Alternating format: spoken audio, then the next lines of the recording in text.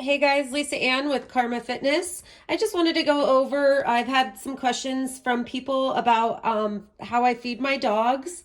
About a year ago, I reached out to a acupuncturist that specializes in dogs, and it was for my pug Marley, who passed away in August. But by changing her diet and incorporating CBD capsules, it really helped her quality of life. Her arthritis was pretty bad because she was a chunky little pug. So I think the diet change as well as the CBD capsules really helped her a lot. And if you're interested in the CBD capsules, they're called Canna Companion. But this is pretty much how I prepare their meals. So this is an actual scoop and serve. I get all of my food from Chuck and Don's. I really like that company, and I just feel like they really go above and beyond to make their customers happy. Basically what I do is I'll do a scoop of this for my little dog. I'll do one scoop. For the bigger dog, I'll do two. So that I alternate their food. So sometimes I'll do the scoop and serve. I've noticed my dogs like chicken better. So I'll just make a mock bowl here. So I got these little feeder plates on Amazon. They're pretty cool. My dog, for some reason, does not like to eat out of a bowl. So I just do this. And so I'll put that in there. Now, if I wanted to do the freeze dry, I do that sometimes too, just to alternate. The key with feeding any raw food is you need to hydrate it. So you can do bone broth, but not regular bone broth. It has to be bone broth for dogs because bone broth for humans has a lot of sodium in it. This is really good stuff. It actually even has like apple cider vinegar. It's gluten-free, grain-free. Dogs and cats do not have the capability of breaking down wheat or gluten, same as humans. And that's a filler product, so it's really not good for the joints, the intestines, and just overall health in general. So like I said, I'll do the protein, whether it be, one of the dry free. Well, if it's for my little dog, I'll do 2 dry frees, and if it's for the bigger dog, I'll do 3. Or I'll do the scoop, the 1 for the little dog and 2 for the bigger dog. And then I would hydrate it with either bone broth, or they really like goat milk. So Primal is definitely one of my most favorite brands. I really like Primal, and I really like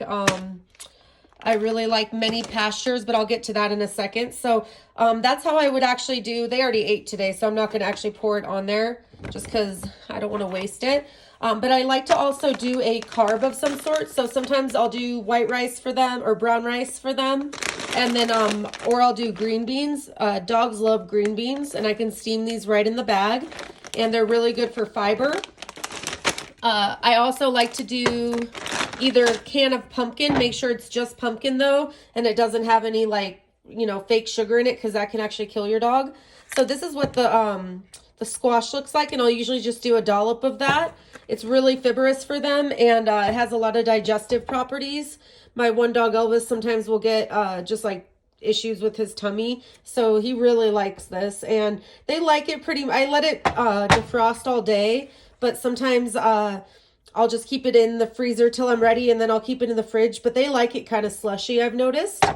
So I alternate between these two, and I'll do different flavors. Sometimes I'll do beef. They have lamb too. And then I also like to incorporate, I'll do either ground beef or I'll do grilled chicken. And I don't do that all the time, but I do it just so they have some variety. And I'll usually do those two together, or rice, just so it's kind of like they're getting their carb, their greens, as well as their protein. And I will still add some liquid on there because I know they really like it.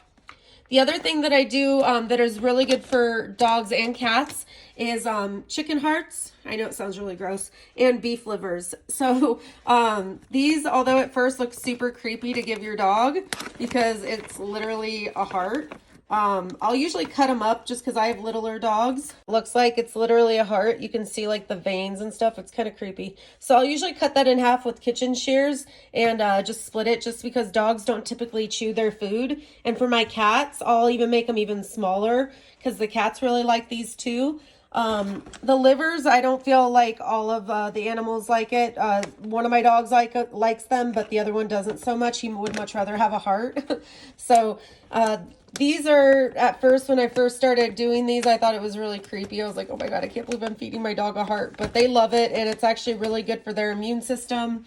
And they they just, it's a way healthier treat. So a lot of people don't realize traditional dog foods such as kibble, the meat that is resourced for that can come from roadkill. It can come from all kinds of crazy places. So I really don't see a huge difference as far as like price point, because I just make sure that I feed them, you know, I don't overfeed them, and they eat twice a day, in the morning and then in the evening. And one of these bags lasts me about 3 weeks, and this is, I think, about 25 bucks.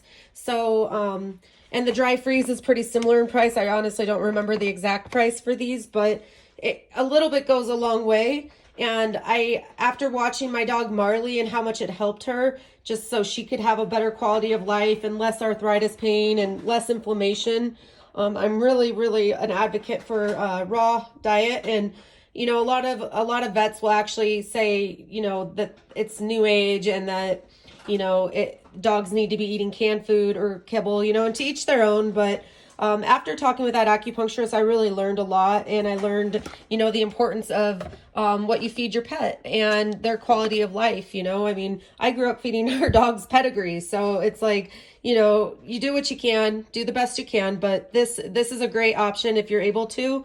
And I really endorse it, and I think that the dogs just feel better.